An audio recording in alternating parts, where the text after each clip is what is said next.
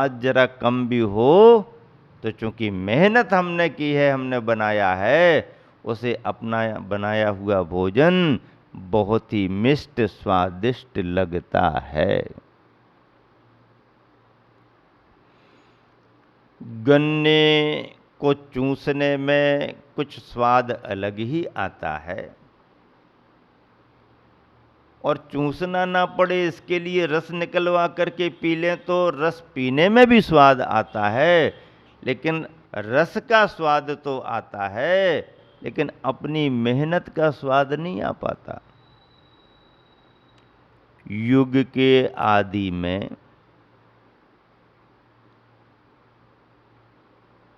तीर्थंकर मुनिराज आदिनाथ प्रभु का जो पहला आहार संपन्न हुआ था, 6 महीने तक तो योग धारण किए हुए ध्यान में रहे, आहार विहार कुछ भी नहीं हुआ। 6 महीने तक ध्यान में रहे। 6 महीने के बाद जब उठे और आहारचर्या को निकलना शुरू किया तो किसी को कोई जानकारी ही नहीं,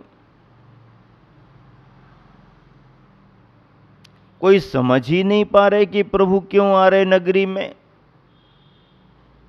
क्या जरूरत होगी, इनको कुछ ख्याल में ही नहीं आ रहा। क्या जरूरत होगी, इनको कुछ ख्याल में नहीं आ रहा। तो अपनी अपनी भावना से पूर्ण श्रद्धा के साथ आदर सत्कार देते हुए, बहुमान करते हुए नगर निवासी जो जिसके ख्याल में आ रहा वह ले ले करके खड़े हो रहे हैं देने के लिए। प्रभु स्वीकार कर लें, प्रभु स्वीकार कर लें, प्रभु स्वीकार कर लें। पर जो जो लेकर के खड़े हो रहे, जो जो देने का भाव कर रहे, उनकी जरूरत ही नहीं मुनिराज को। मुनिराज को जरूरत आहार की थी। मुनिराज को जरूरत तुम्हारे वैभव सामग्रियों की नहीं थी, वो तो उन्होंने छोड़ा है। कोई हाथी लेकर के खड़ा है, कोई घोड़ा लेकर के खड़ा है, कोई पालकी लेकर के खड़ा है, कोई आभूषण लेकर के खड़ा है, कोई सुंदर सुंदर वस्त्र लेकर के खड़ा है, कोई कन्या रत्नों को लेकर के खड़ा है। जो श्रद्धा से अच्छा भाव बन रहा है वह सब देने को तैयार हैं, पर ये पता नहीं स्वामी को किसकी जरूरत है। मुनिराज नगरियों में आकर के देख देख करके आगे बढ़ रहे। चक्रवर्ती भरत हैरान है, कामदेव बाहुबली भी परेशान हैं। नगर की ओर क्यों आते हैं और चुपचाप वापस क्यों चले जाते हैं, किसी को ख्याल में नहीं आ रहा, किसी का ज्ञान काम नहीं कर रहा। भरत बाहुबली तो छोड़िए, सौधर्मेंद्र का भी अवधि ज्ञान काम नहीं कर रहा। सौधर्मेंद्र का उस तरफ ध्यान भी नहीं है कि मुनिराज आदिनाथ आहार के लिए निकले हुए हैं। सौधर्मेंद्र का भी ख्याल नहीं। और ऐसा करते हुए मुनिराज आदिनाथ 7 माह 8 दिन और आते जाते रहे, समय निकल गया। अयोध्या को मौका नहीं मिला, पोदनपुर को मौका नहीं मिला, दोनों बेटों को मुनिराज आदिनाथ पिता प्रभु के लिए आहार कराने का मौका नहीं मिला। योग नहीं था चक्रवर्ती का, कामदेव का। सब कुछ लुटाने को तैयार थे, सब कुछ लगाने को तैयार थे, श्रद्धा से भरे हुए थे, लेकिन बुद्धि काम नहीं करी। समझ में ही नहीं आया कि कारण क्या है, क्यों मुनिराज आ रहे हैं और क्यों जा रहे हैं। निधियां दिखा रहे हैं, निधियां दिखा रहे हैं। निधियों की जरूरत नहीं थी, जरूरत तो विधि की थी।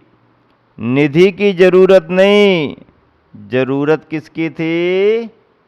बोलो, जरूरत किसकी थी? विधि की। पंच कल्याणक देखा है आपने? हो महाराज देखा है। क्या कहोगे आप? हो महाराज देखा है। खूब सारे पंच कल्याणक देख लिए। पंच कल्याणकों में जब दीक्षा के बाद में अगले दिन प्रातःकालीन बेला में मुनिराज आदिनाथ आहारचर्या को निकलते हैं, तो पड़गाहन का दृश्य देखा आपने, लोगों की भावनाएं देखी आपने। सब बुलाते हैं, सब बुलाते हैं, सब बुलाते हैं, प्रभु हमारे यहाँ रुको, हमारे यहाँ रुको, हमको अवसर दो, हमको अवसर दो। मुनिराज देखते हुए निकल जाते हैं। श्रावक निराश रह जाते हैं, निराश हो जाते हैं, उदास हो जाते हैं। ओह अवसर मिला, लाभ नहीं मिला। पता नहीं क्या आवश्यकता है प्रभु के लिए।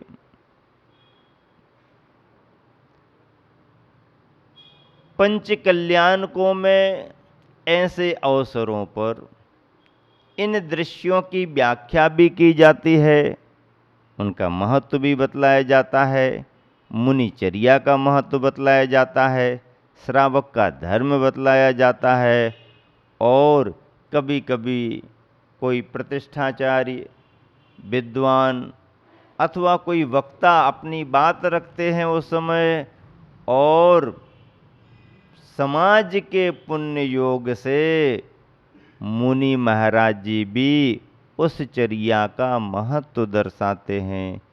श्रावक कहाँ त्रुटियां करते हैं ये भी बतलाते हैं, श्रावक को कैसी सावधानी रखना चाहिए ये भी बतलाते हैं, और मुनिराज क्यों आ रहे और क्यों वापस जा रहे ये भी बतला देते हैं। और आपने देखा होगा, मुनि महाराज तो मुनि महाराज, हम सबके गुरुवर, आप सबके गुरुवर, परम तपस्वी, ज्ञानी ध्यानी, गुरुओं के भी गुरुवर, महागुरुवर, संत शिरोमणि, गुरुवर आचार्य श्री विद्यासागर जी महाराज जी भी कभी कभी तुम्हारी भावनाओं से प्रसन्न होकर के, करुणा भाव से, स्नेह भाव से, वात्सल्य के साथ मुनिराज आदिनाथ जब आहारचर्या को निकलते हैं, तब उस दृश्य की बहुत ही मार्मिक और प्रभावोत्पादक व्याख्या करते हैं। सुन सुन करके श्रावक तो आश्चर्यचकित होते हैं, संघस्थ त्यागी व्रती मुनि महाराज भी उस व्याख्या का आनंद लेते हैं। दृश्य बड़ा ही मनोरम लगता है। और गुरुवर आचार्य विद्यासागर जी भी उस समय की ऐसी व्याख्या करते हैं कि सुनते ही बनता है। राजा श्रेयांश ने पड़गाहन कर लिया हस्तिनापुर नगरी में, घोषणा हो जाती है, तालियां बज जाती हैं, श्रावक हर्षित हो जाते हैं। ओह पड़गाहन हो गया, पड़गाहन हो गया, पड़गाहन हो गया, पड़गाहन हो गया। पूजन हो जाती है, आहार दान संपन्न होने के लिए लोग आतुर होते हैं और आहार प्रारंभ होता है। राजा श्रेयांश ने अपने भाई सोमप्रभ के साथ में मिलकर के आहार दान संपन्न कराया। आहार में क्या दिया? क्या दिया आहार में? पहले आहार में क्या प्रारंभ किया गया? शुरुआत आहार की कहाँ से हुई? तो गन्ने के रस से शुरुआत हुई। इक्षुदंड का रस आया। युग के आदि में जिस समय आहार संबंधी सामग्रियां तैयार हो रही थीं, इक्षु सहज और सुलभ साधन बना। इक्षु के दंडों से रस निकाल निकाल करके और मेहनत के रस को मीठापन, मिठास मिठास के साथ लोग पीते रहे। और वही इक्षु रस, वही मीठा रस, वही गन्ने का रस राजा श्रेयांस ने अपने परिवारीजनों के साथ में मुनिराज आदिनाथ के आहार में संपन्न कराया। पद्यानुवाद गुरुवर ने लिखा, आम्रादिक तरु समझो होता सरस फलों से भरा नहीं। फूल फूलता यद्यपि जिसमें गंध नहीं है, हरा नहीं। इक्षुदंड उद्दंड रहा है किंतु रहा वह सरस महा। इसीलिए आवाल वृद्ध सब जिसे चाहते हरस रहा। कितना बढ़िया पद्यानुवाद लिखा। आम्रादिक तरु समझो होता सरस फलों से भरा नहीं। आम्रादि की तरह फल नहीं आते हैं। आम्रादिक तरु समझो होता सरस फलों से भरा नहीं। फूल फूलता यद्यपि जिसमें गंध नहीं है, हरा नहीं। फूल तो लग जाते पर गंध नहीं रहती है। इक्षुदंड उद्दंड सीधा खड़ा है, इक्षुदंड उद्दंड रहा है किंतु रहा वह सरस रहा, मिठास है। इसीलिए आवाल वृद्ध सब जिसे चाहते हरस रहा।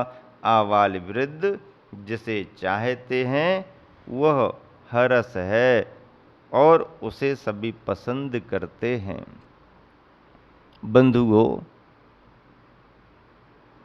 इस संदर्भ में मैं इस बात को आगे बढ़ाना चाहता हूं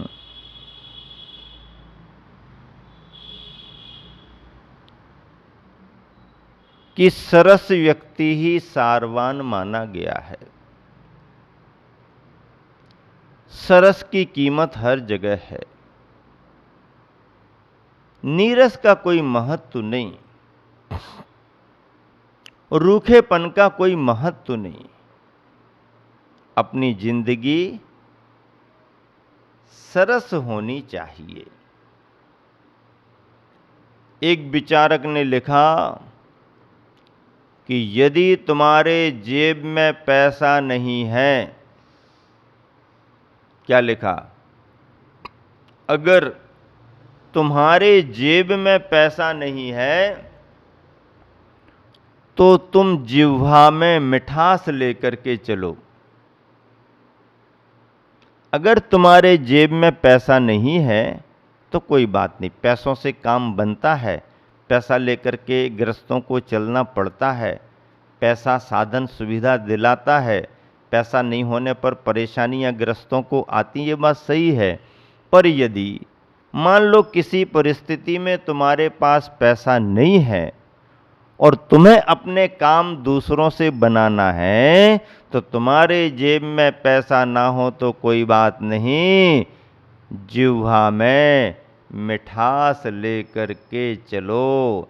यदि तुम्हारी बोली बाणी सरस रहेगी, मधुर रहेगी, अच्छा बोलचाल रहेगा तो तुम्हारे सारे काम बन जाएंगे।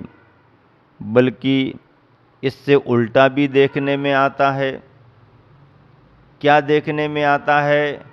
कि तुम बहुत धनवान हो, अच्छे पद और पोस्ट पर भी बैठे हुए हो, लेकिन यदि तुम्हारे वचनों में शिष्टपना नहीं है, तुम्हारे वचनों में मधुरता नहीं है, तुम्हारा व्यवहार रूखा है, तुम लोगों को महत्व नहीं देते, किसी के महत्व को ही नहीं समझते और कठोर कर्कश शब्द बोलते रहते हो, तो तुम्हारे आसपास फिर कोई टिकने वाला नहीं। अरे दूसरों को तो छोड़िए, एक गृहस्थ की पत्नी भी लंबे समय तक नहीं टिकेगी यदि ऐसा व्यवहार बर्ताव रहा तो। और पत्नी तो क्या, खुद के जाए सगे बच्चे भी तुम्हारे पास टिक नहीं पाएंगे। क्यों नहीं टिक पाएंगे? क्योंकि बोल चाल अच्छा नहीं है, वाणी में रूखापन बहुत रहता है, मिठास है ही नहीं। वचनों में और व्यवहार में यदि मिठास ना हो तो व्यक्ति ना परिवार चला सकता है, ना समाज को चला सकता है, ना किसी को जोड़ सकता है और ना धार्मिक संघों को भी चला सकता है। घर गृहस्थी और समाज तो छोड़िए, धार्मिक संघों को भी नहीं चला सकता। बिना मधुरता के, बिना बोल चाल में संयम बरते कोई व्यक्ति किसी भी संघ का संचालन नहीं कर सकता है। वाणी पर कंट्रोल होना जरूरी है, वचनों पर नियंत्रण होना जरूरी है। हित मित और प्रिय वचन ही अपने आप में महत्वकारी होते हैं और हित मित प्रिय वचनों से ही संयोजना होती है, संगठन तैयार होते हैं और व्यक्ति का, परिवार का, समाज का, राष्ट्र का और धर्म का संगठन ढांचा उसी के बल पर तैयार किया जाता है। जीवन में प्रामाणिकता हो, खान पान में संयम हो, रहन सहन में सादगी हो, राष्ट्र के प्रति, धर्म के प्रति समर्पण का भाव हो, एक दूसरे के प्रति प्रेम वात्सल्य का भाव हो, निस्वार्थपना हो, निर्भीकपना हो, वचनों में हितमित प्रियपना हो, दूरदर्शिता हो, भय भीरुता ना हो, स्वार्थ और लोभ ना हो, उदारता हो, कृपणता कंजूसी ना हो, अपने सुख दुखों के समान दूसरों के सुख दुख भी माने, ऐसा व्यक्ति नेतृत्व को करने वाला होता है।